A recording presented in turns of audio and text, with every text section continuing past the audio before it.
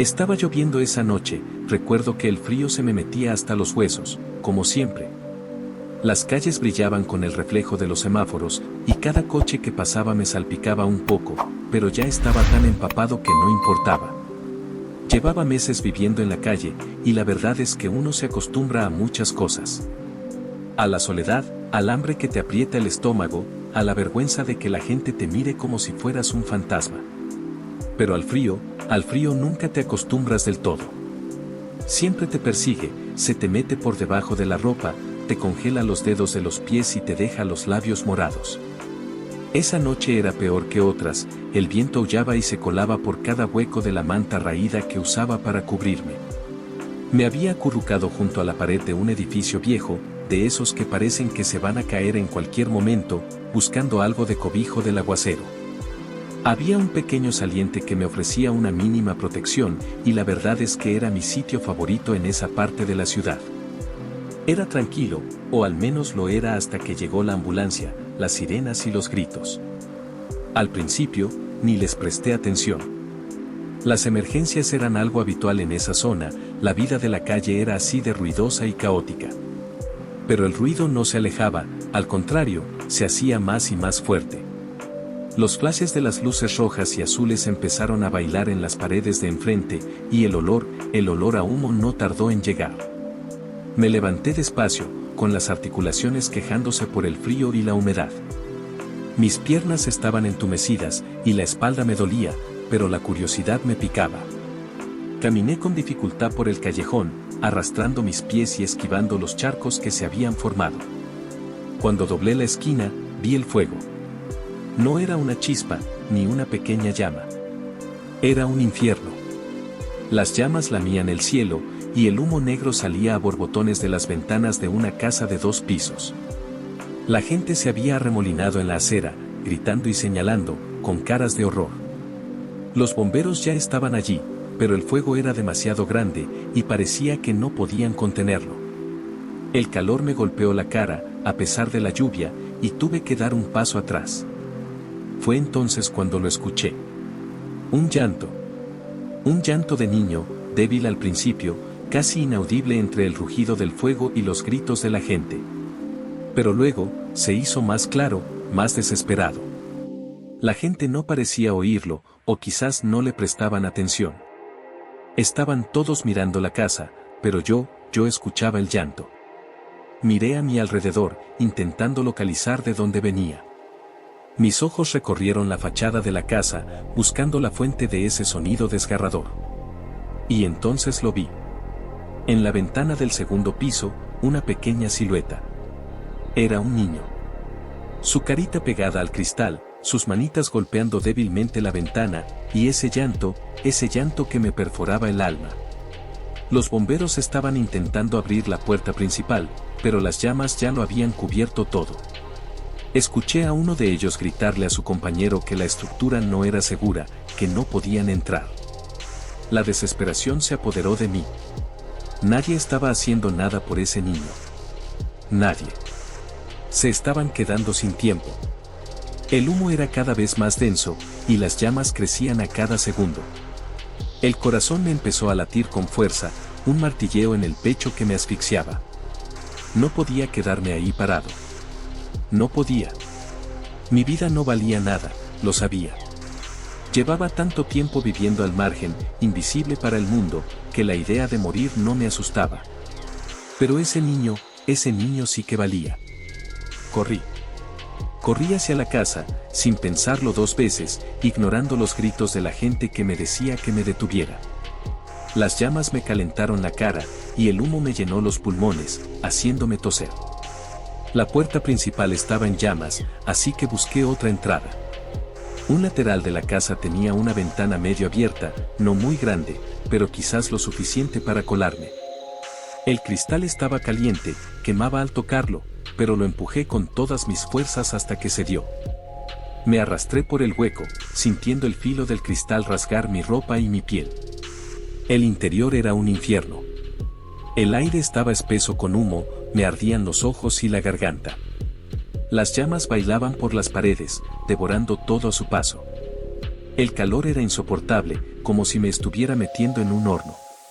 Intenté respirar por la boca, pero el humo era tan denso que sentía que me ahogaba.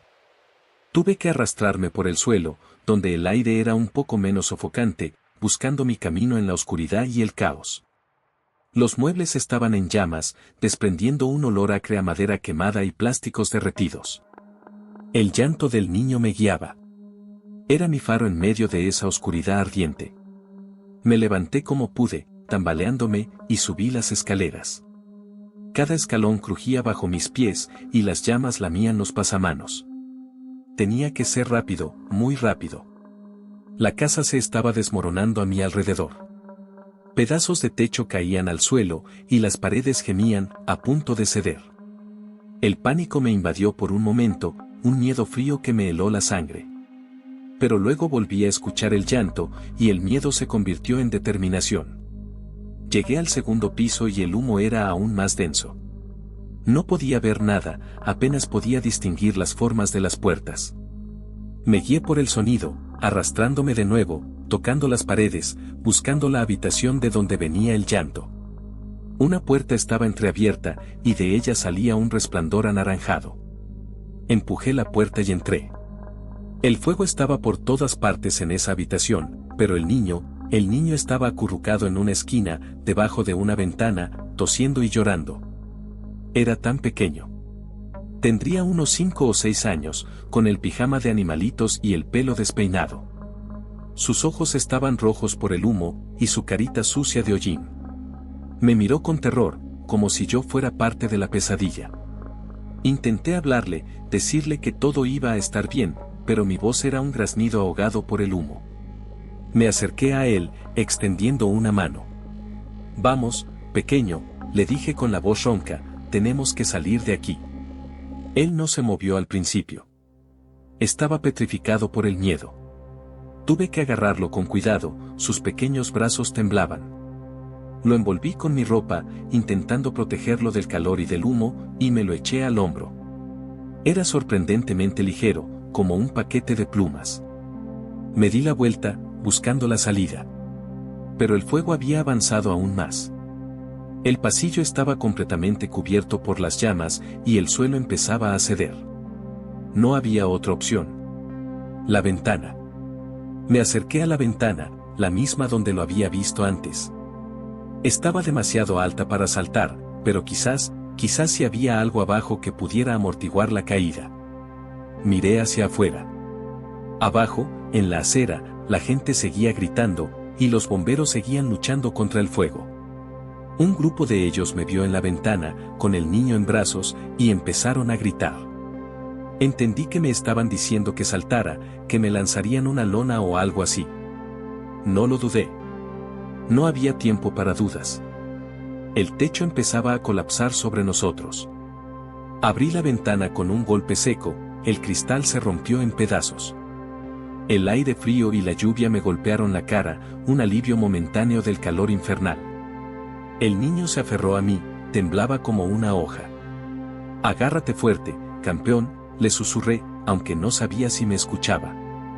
No podía prometerle nada, pero iba a intentarlo. Iba a darle una oportunidad. Respiré hondo, llenando mis pulmones con el poco aire limpio que quedaba. El suelo bajo mis pies vibraba, y el rugido del fuego era ensordecedor. Me lancé.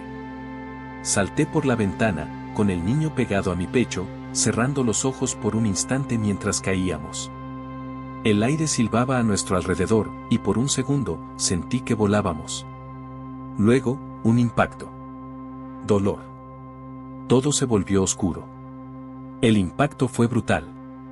Recuerdo el dolor agudo que me recorrió el cuerpo, una sensación de que todos mis huesos se habían resquebrajado a la vez. No sé cómo, pero logré mantener al niño pegado a mí, protegiéndolo con mi propio cuerpo. La lona. Me di cuenta de que habíamos caído sobre una de esas lonas grandes que los bomberos usan para atrapar a la gente. No era una caída suave, para nada, pero amortiguó lo suficiente como para que no fuera el fin. Aún así, el aire se me fue de los pulmones, y por un momento, pensé que no volvería a respirar. Escuché gritos a mi alrededor, voces que me decían cosas, pero todo era un zumbido distante. La cabeza me daba vueltas, y el mundo se movía como una gelatina. Sentí manos que me agarraban, que me levantaban con cuidado, o al menos eso intentaban. Mi cuerpo no respondía. Estaba consciente, pero era como si estuviera flotando fuera de mí mismo, observando todo desde lejos. Alguien me estaba hablando, creo que un bombero, su voz era grave y preocupada. Me preguntaba si estaba bien, si podía moverme. No pude responder. Solo abrí los ojos y vi el cielo nocturno, la lluvia cayendo sobre mi cara. Y luego, el rostro del niño. Estaba llorando, pero no era un llanto de pánico. Era un llanto de alivio, creo. O tal vez de susto. No lo sé. Me llevaron en una camilla. No sentía las piernas, o al menos no las sentía de una manera normal. Era una mezcla extraña de entumecimiento y dolor punzante. Los paramédicos hablaban entre ellos, susurrando palabras que no lograba comprender del todo: múltiples fracturas, traumatismo, hipotermia. Me subieron a una ambulancia, y la sirena volvió a sonar, esta vez llevándome a mí. Dentro de la ambulancia, el niño seguía a mi lado. Una mujer, una paramédica, lo estaba revisando. Él no paraba de mirarme. Sus ojos, antes llenos de terror, ahora tenían una especie de curiosidad. Yo intenté sonreírle, pero mis labios apenas se movieron. Mis costillas dolían horrores, y cada pequeña respiración era una tortura. Recuerdo que la paramédica le preguntó al niño su nombre. Él respondió, su voz pequeña y temblorosa, algo como Leo. Le preguntó si conocía al hombre que lo había salvado. Leo me miró y negó con la cabeza. Solo dijo, él me sacó de la casa. Me sentí un poco, no sé, orgulloso, supongo. Era una sensación extraña, una que no había experimentado en mucho tiempo. Llegamos al hospital. Todo era blanco, brillante y ruidoso. La gente corría de un lado a otro, las luces fluorescentes me cegaban. Me llevaron directamente a urgencias. Me quitaron la ropa mojada y sucia, y me pusieron una bata de hospital. Sentí el frío en mi piel, pero también el calor de las mantas que me pusieron encima. Un médico me examinó, presionando sobre mis costillas, haciendo que me quejara. Dijo algo sobre un pulmón perforado, y varias costillas rotas. También algo sobre una pierna, que la tenía bastante mal. Estuve allí por lo que pareció una eternidad. Entraba y salía de la conciencia, escuchando fragmentos de conversaciones, sintiendo pinchazos de agujas. Me pusieron un tubo para ayudarme a respirar. La sensación era horrible, como si tuviera algo atascado en la garganta. Quería arrancármelo, pero no tenía fuerzas. Cada vez que abría los ojos, veía caras desconocidas inclinadas sobre mí, hablándome en un tono calmado, profesional. Pasaron los días, o tal vez semanas, no lo sé con certeza. Perdí la noción del tiempo. El dolor seguía ahí, un compañero constante, pero iba disminuyendo poco a poco. Empecé a darme cuenta de dónde estaba, y a comprender lo que había pasado. Había salvado a ese niño. Y a cambio, mi vida, bueno, mi vida ya no era la misma. La gente empezó a venir a verme. Al principio, eran los policías. Me hicieron preguntas sobre lo que recordaba del incendio, sobre cómo había entrado a la casa. Les conté mi historia, lo poco que sabía. No les dije que era un sin techo, no parecía relevante en ese momento. Luego vinieron los periodistas. Eso fue raro. Nunca en mi vida había tenido a alguien interesado en lo que tenía que decir. De repente, mi cara estaba en los periódicos, en las noticias de la televisión. Me llamaban héroe. Era una palabra que me sonaba extraña, que no encajaba conmigo. Yo solo había hecho lo que sentía que tenía que hacer. La familia del niño, Leo, también vino a visitarme. Eran los padres. La madre lloró cuando me vio, y el padre me estrechó la mano con una fuerza que me sorprendió. Me agradecieron una y otra vez, con lágrimas en los ojos. Me dijeron que yo le había dado una segunda oportunidad a su hijo, que nunca podrían pagarme por lo que había hecho. Yo solo asentía con la cabeza. No sabía qué decir. No me sentía como un héroe. Solo me sentía agotado. Lo que sí me sorprendió fue lo que hicieron después. La familia de Leo empezó una colecta para mí. La noticia se había extendido, y mucha gente quería ayudar. No era solo la familia, también vecinos, desconocidos, gente que había leído mi historia en las noticias. Empezaron a llegar donaciones. Dinero. Mucho dinero. No podía creerlo. Yo, que había pasado años buscando monedas en la calle, de repente tenía una cuenta a mi nombre. Era surrealista. Al principio, me sentí incómodo. No quería caridad. Siempre había sido orgulloso, incluso en la indigencia. Pero el padre de Leo me dijo que no era caridad, que era una muestra de gratitud. Que yo había arriesgado mi vida por su hijo, y que eso no tenía precio. Poco a poco, empecé a aceptar la idea. Era una oportunidad. Una oportunidad para empezar de nuevo. Los días en el hospital se convirtieron en semanas. Me operaron la pierna, me pusieron placas y tornillos. Las costillas se soldaron lentamente, y el pulmón se curó. La rehabilitación fue dolorosa, pero puse todo mi empeño en ella.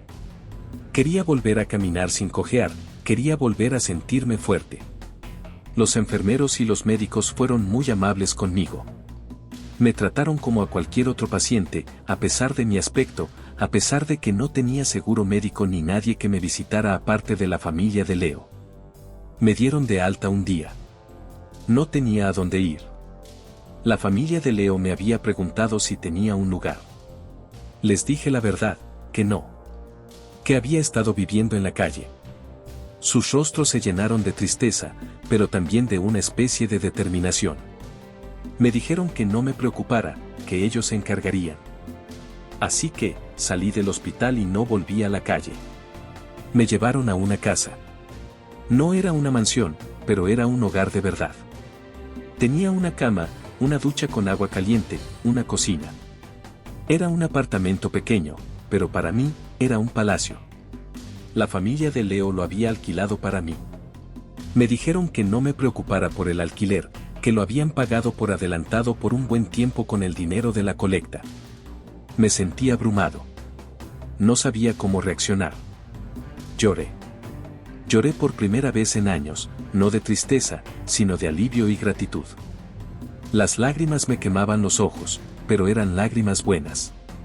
Me sentí como si hubiera vuelto a nacer. El mundo ya no me veía como un fantasma. Había salvado a un niño, y eso me había dado una nueva vida. Empecé a recuperarme de verdad. Con la ayuda de la familia de Leo, empecé a buscar trabajo. No era fácil. Mis antecedentes, mi falta de experiencia reciente, todo eso jugaba en mi contra. Pero no me rendí. Sabía que tenía que hacerlo, por mí, y por esa nueva oportunidad que me habían dado. El pequeño Leo venía a visitarme a veces. Siempre traía dibujos que había hecho, y me los enseñaba con una sonrisa. Era un niño alegre, lleno de vida. Y yo había sido parte de eso. Todavía me cuesta creerlo a veces. Un día estaba durmiendo bajo la lluvia, al día siguiente estaba en un hospital, y unas semanas después, tenía un techo sobre mi cabeza y una oportunidad de verdad. Todo por un acto impulsivo, por no poder ignorar el llanto de un niño. Mi vida había cambiado para siempre. Ya no era invisible. Ya no era un sin techo. Era, bueno, todavía no sabía muy bien quién era. Pero era alguien. Y eso era suficiente.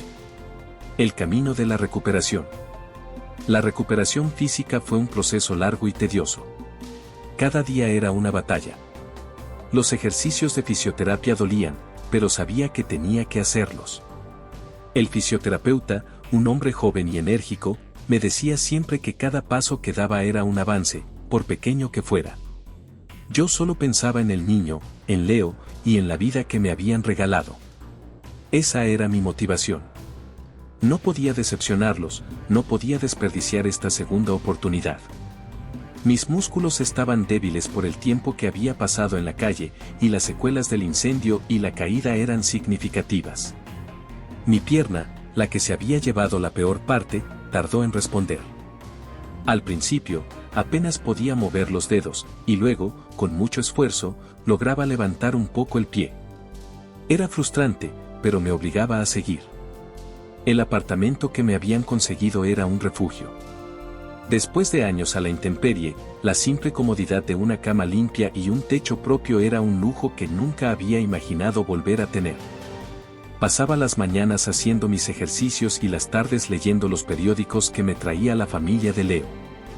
Aprendí mucho sobre el mundo que había dejado atrás, un mundo que ahora parecía tan ajeno y a la vez tan cercano. Me enteré de las noticias del barrio, de los eventos de la ciudad, de las historias de gente normal. Me sentía parte de algo, por primera vez en mucho tiempo. Pero la recuperación no era solo física. La parte mental era mucho más compleja. Había pasado tanto tiempo solo, tanto tiempo viviendo al día, sin pensar en el futuro. Ahora, el futuro era una posibilidad real, y eso me asustaba. ¿Qué iba a hacer con mi vida? ¿Cómo encajaría en este nuevo mundo? Las pesadillas del incendio me asaltaban algunas noches, me despertaba empapado en sudor, con el olor a humo en la nariz y el sonido del llanto de Leo resonando en mis oídos. Tardaba un rato en darme cuenta de que estaba a salvo, que no estaba en la calle, que no estaba en ese infierno. La familia de Leo fue mi apoyo fundamental. La señora Elena, la madre de Leo, me llamaba casi todos los días para ver cómo estaba. Me preguntaba si necesitaba algo, si me sentía solo. Me traía comida casera, guisos calientes que me recordaban a los que hacía mi abuela hace tantos años. Su marido, el señor Martín, venía los fines de semana.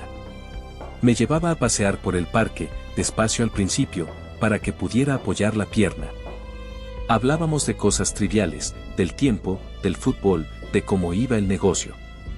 Nunca me preguntaron sobre mi pasado, sobre por qué estaba en la calle. Respetaban mi silencio, y eso significaba mucho para mí. Leo, el pequeño, era una fuente de alegría. Venía con sus padres, y siempre me traía un dibujo nuevo.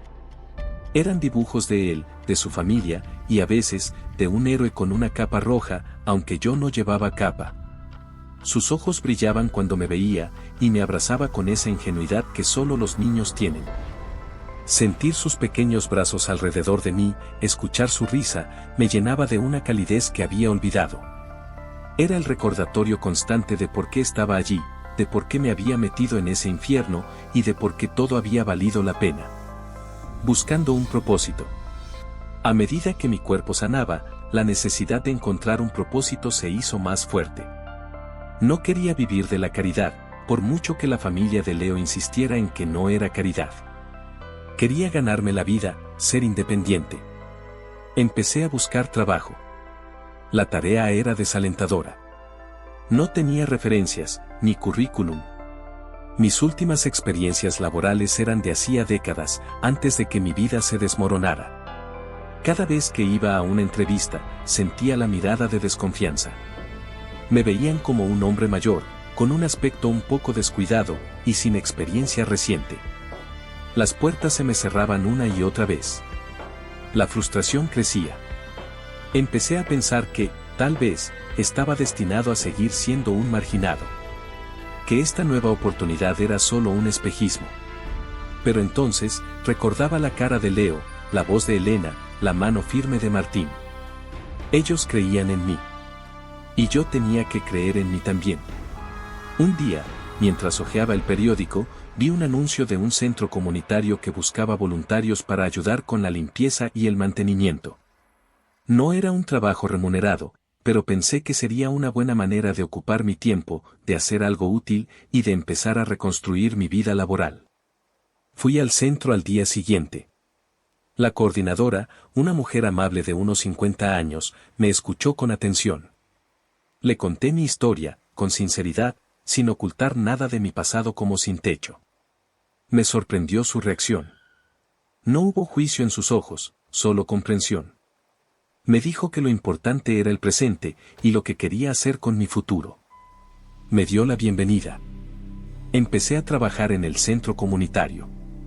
Al principio, me encargaba de tareas sencillas, barrer, trapear, limpiar ventanas. Me sentía bien, productivo. La gente del centro era amable y me trataban con respeto.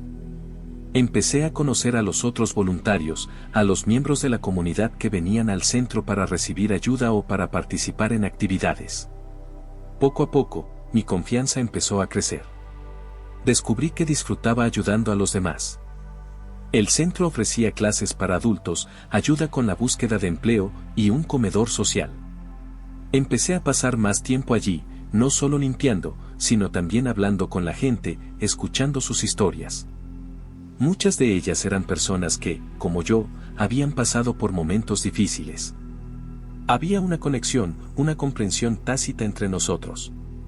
Me di cuenta de que mi experiencia, mi propia historia de superación, podía ser de utilidad para otros.